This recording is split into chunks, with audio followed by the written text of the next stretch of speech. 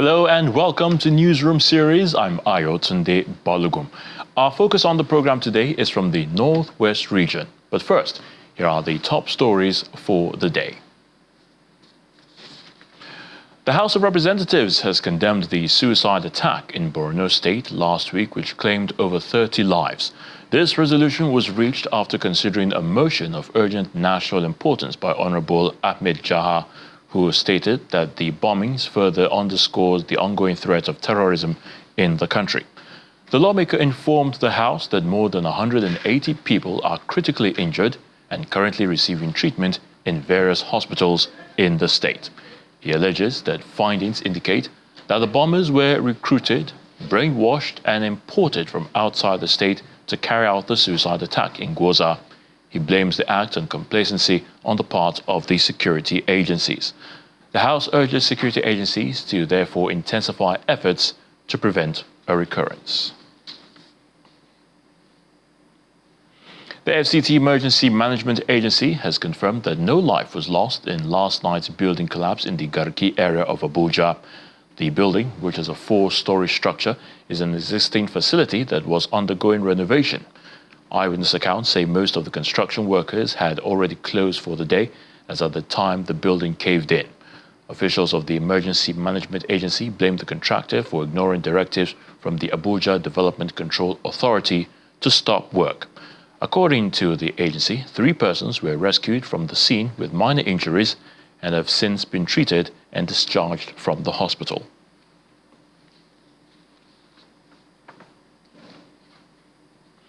The Kogi State government has unveiled a comprehensive infection prevention tools as a quick response to ensure a cholera-free environment in the state. The State Commissioner for Health, Abdulaziz Adeza, stated this while inaugurating a response team expected to handle all related cases of possible cholera outbreak in the state. The Commissioner mentioned that Kogi State has been fortunate to have minimal impact from the current cholera outbreak, with 2 confirmed cases identified in Lokoja and Omala local government areas of the state.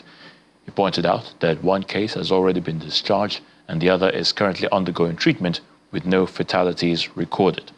According to him, the Ministry of Health has implemented stringent surveillance protocols, provided extensive training to healthcare professionals, and conducted widespread awareness campaigns to combat the spread of the disease.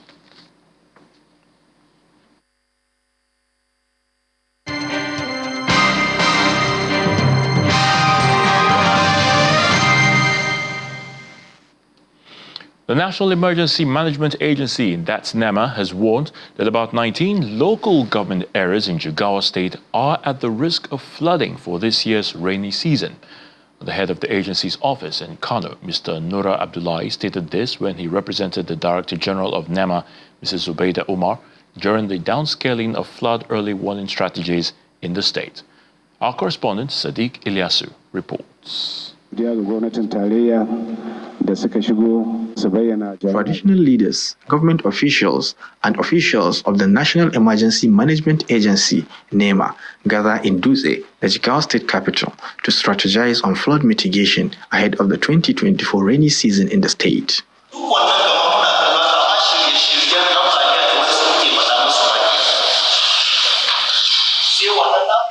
NEMA has already identified about 19 local government areas in Jigawa State that are at risk of flooding. To safeguard our assets and cultural heritage against the impact of this year's floods, the National Emergency Management Agency, NEMA, after a 2-day stakeholders technical meeting in April and emergency coordination forum in May 2024, which analyzed disaster risk management implications of the forecast, designed and incorporated direct risk communication and engagement approaches to disseminate early warning messages for early actions at the state, local government, and the community levels.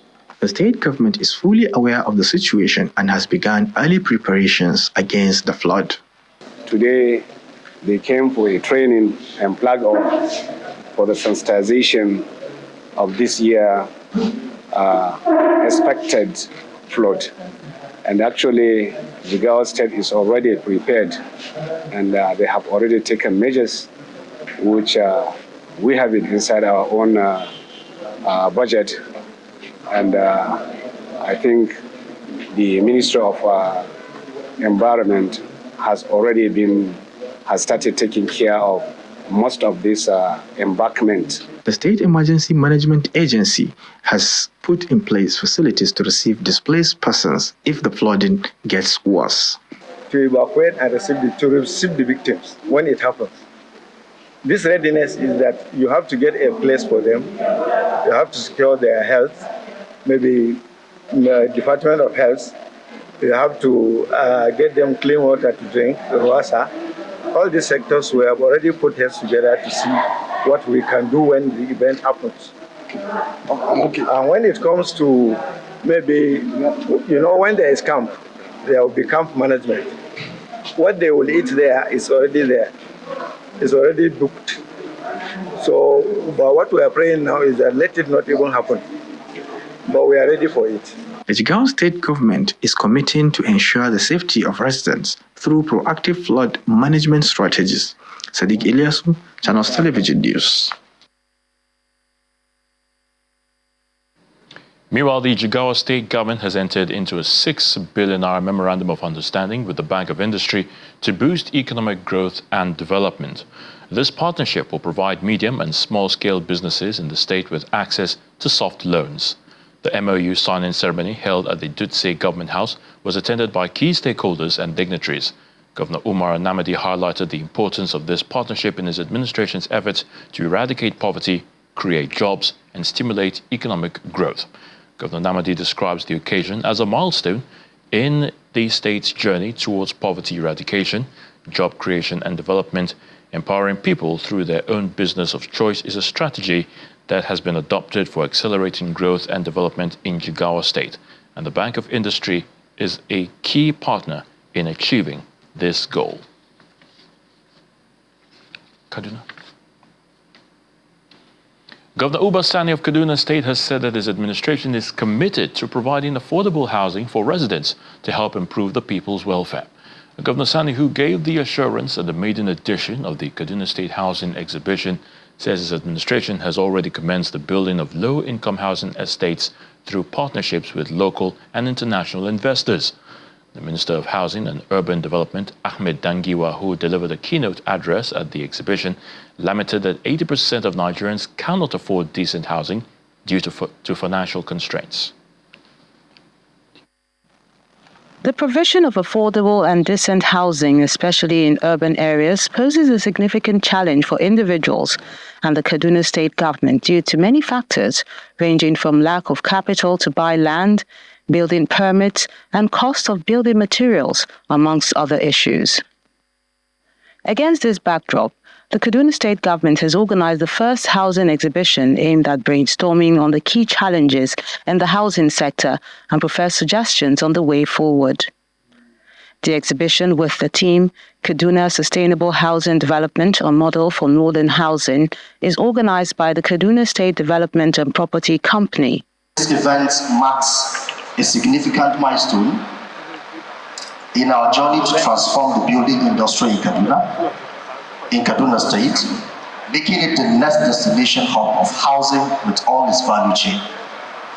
Our value proposition is built around sustainable building practices, digital technologies, and community-centric designs, all aimed at enhancing the quality of life for our citizens. The event brought together building and real estate experts as well as policymakers in the nation's housing sector, which the state government believes will help address the housing needs of low-income families. Our stated vision is quality housing for all, with a deliberate inclination to attention towards the 80% of the population who simply cannot afford even a mortgage as a measure to get a home. We also intend on encouraging responsible construction techniques to ensure that they are climate smart and friendly to the environment. It is in line with the theme of the housing exhibition, Kaduna Sustainable Housing, a model for northern housing reforms, is so apt. The governor, who is represented by his deputy, Dr. Hadiza Balarabi, says his administration will continue to prioritize affordable shelter for all categories of citizens in Kaduna through public-private partnership. Provision of affordable houses for Kaduna State citizens is a key priority of our administration. We are committed to addressing the housing deficit in Kaduna State in line with our administration's policy thrust and President Bola Tinubu's renewed hope agenda. We have adopted a holistic approach towards filling the identified gap. The approaches are as follows. We're partnering with local and international investors. We have been partnering with local and international investors to frontally address our housing deficit.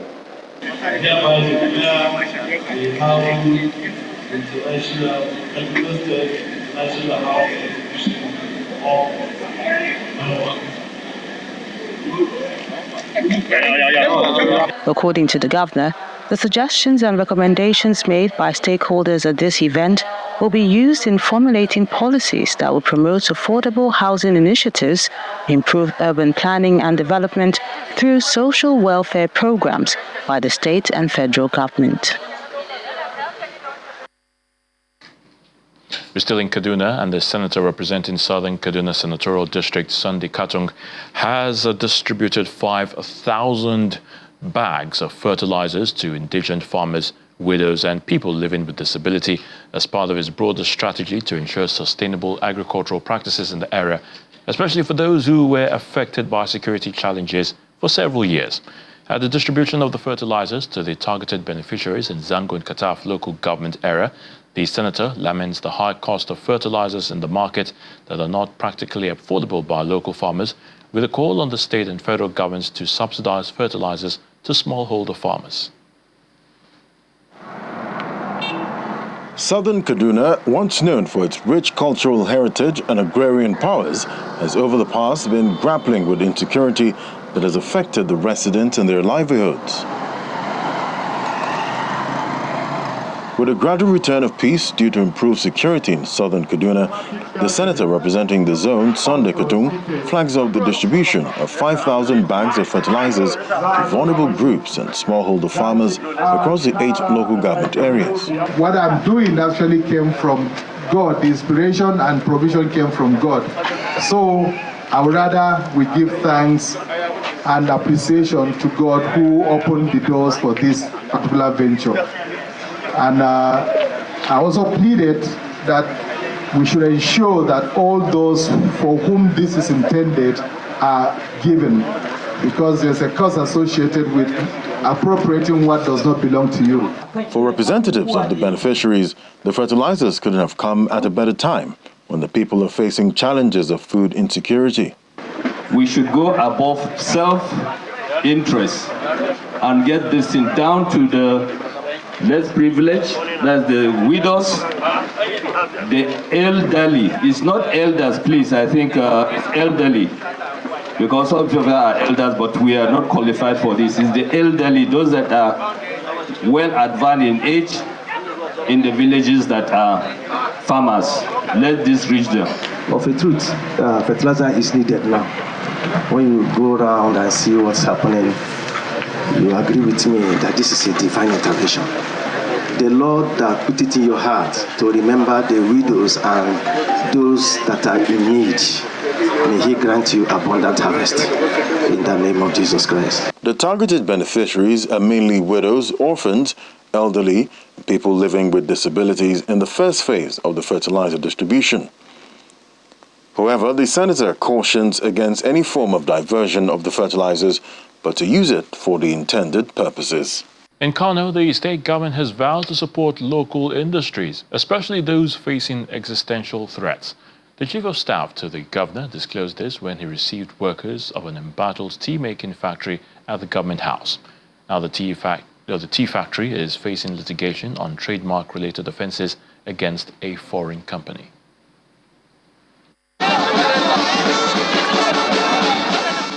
Workers of a local tea factory stormed the Kano State government house, seeking government intervention against a foreign company.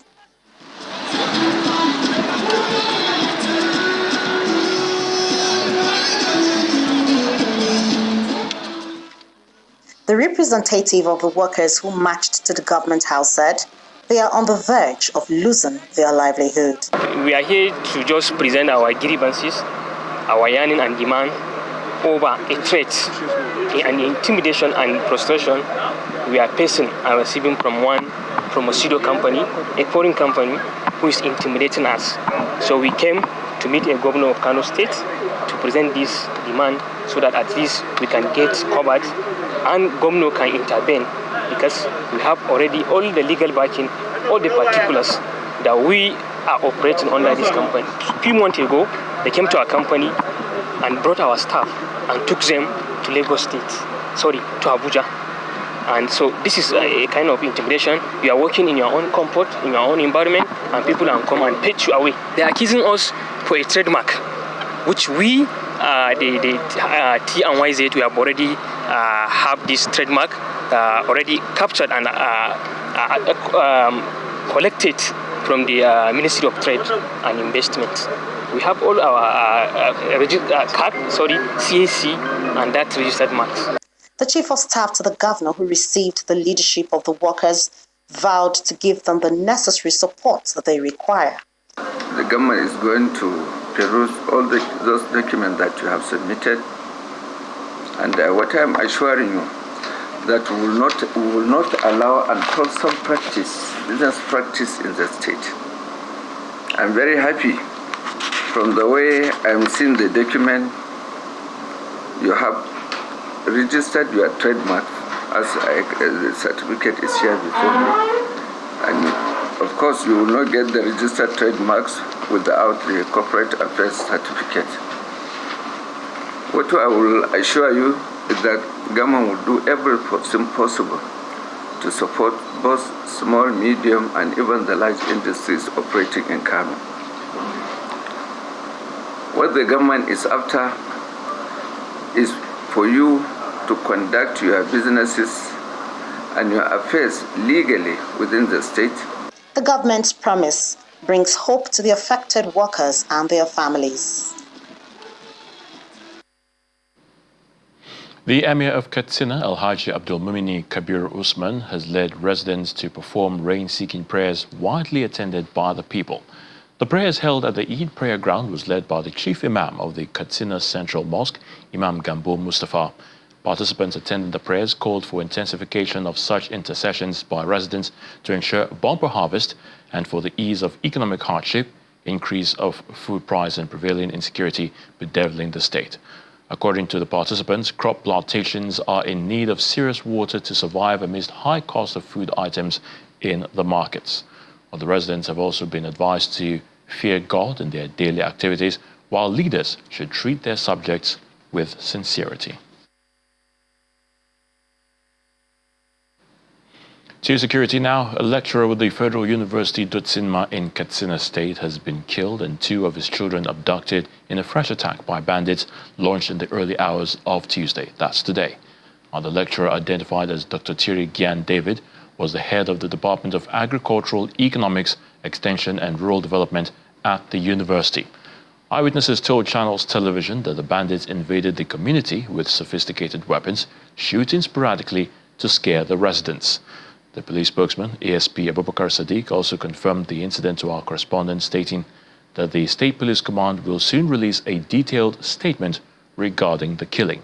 Dutsima is among the 10 security frontline local government areas grappling with frequent bandit attacks.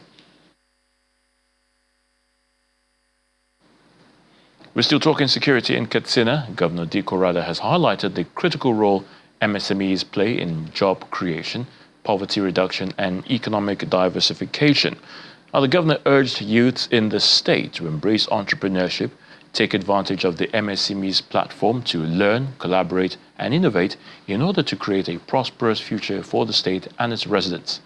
He made this known when he commissioned the remodeled Katsina Industrial Development Center and Common Facilities Center equipped with modern tools and machinery that are often beyond the financial reach of individual artisans. The Katsina state government has embarked on a journey of tackling unemployment, insecurity, and promoting progress for the citizens. Part of this journey is the commissioning of the remodeled Industrial Development Center, Common Facility Center, and the flagging off of the first Katsina SME Clinic and Fair, a platform for entrepreneurs to showcase products and explore business opportunities. The purpose of remodeling the IDC with the Functional Share Facility Center is to reiterate our commitment to fostering an environment where macro, small and medium enterprises and local partners can thrive. This center has now been equipped with modern tools and machinery that are obtained beyond financial reach of individual artisans. This will enable them to produce higher quality products more efficiently and compete effectively in the market. The event signifies the beginning of a new era of opportunity, innovation and growth for local businesses and entrepreneurs in the state. There's a center where ideas can be brought to fruition, facilities for growth and leveraging of the power of resilience of our great MSMEs, which form the bedrock of our economy, and accelerate sustainable growth and development in the society. We all know that no meaningful development can take place in any nation without proper support given to the MSMEs. They contribute about 50% to our national GDP as it stands, and they employ almost 80 to 90% of current workforce in the country. The Vice President Kashim Shettima is represented at this event by the Deputy Chief of Staff, Senator Hassan Hadejia. He lauds Governor Dikko Rada's focus on data-driven decision-making for MSMEs development, which mirrors the approach taken at the federal level. Our approach to job creation and poverty eradication, using the SME development initiative, is closely aligned to that of the real estate. And this is what difficult to justify. If you consider the fact that MSMEs in Nigeria account for at least 80% of workers like this, as mentioned by the senior project in terms of the president for job creation, MSA. Over the last 1 year, we have spearheaded vision several MSME annexed to about 8 states. Our partner banks of Access, Wema, Starlink, and Providence have aggregated over 50 billion naira in MSME for the portfolios. This clinic, apart from providing regulatory support, counseling and mentorship opportunities, also aims to address challenges faced by entrepreneurs by providing training and workshops on financial management, marketing and technology adoption. To education and in Kebbi State, the federal government has commended the critical role polytechnics play in addressing Nigeria's ongoing human capital crisis. The Minister of State for Education, Yusuf Tanko Sononu, praised Nigerian polytechnics for equipping graduates with essential skills, thereby complementing government efforts to tackle unemployment in the country. He made the commendation during the pre-convocation lecture of the Waziri Umaru Federal Polytechnic Birnin Kebbi and assured citizens that the federal government is committed to ensuring quality education. Skills is needed in every aspect, addressing the issue of out-of-school children. And in our own view, we've combined the 8-point agenda of Mr. President, national policy of education, and also the gap we have identified in the ministerial briefing to come up with roadmap for education 2023 to 2027, which has gone to expatiate virtually all the aspects that we are going to take care of right from kindergarten to tertiary level of education in terms of improving access, quality, in terms of skill and knowledge, and also the character. On his part, the Kebbi State Deputy Governor emphasized ongoing efforts to enhance the education sector, aiming to create a more robust and responsive educational framework that aligns with the nation's developmental goals. The Deputy Governor also pledged the Kebbi State's government's continued support for all tertiary institutions in the state.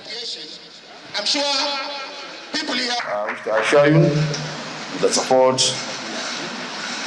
of the Governor of Kebbi State, Dr. Nathalie Korongondu, and the Governor of Kebbi State for you for the success and opportunity of the services rendered by this Polytechnic. We look forward to opening new areas of collaboration from the outcome of these deliberations.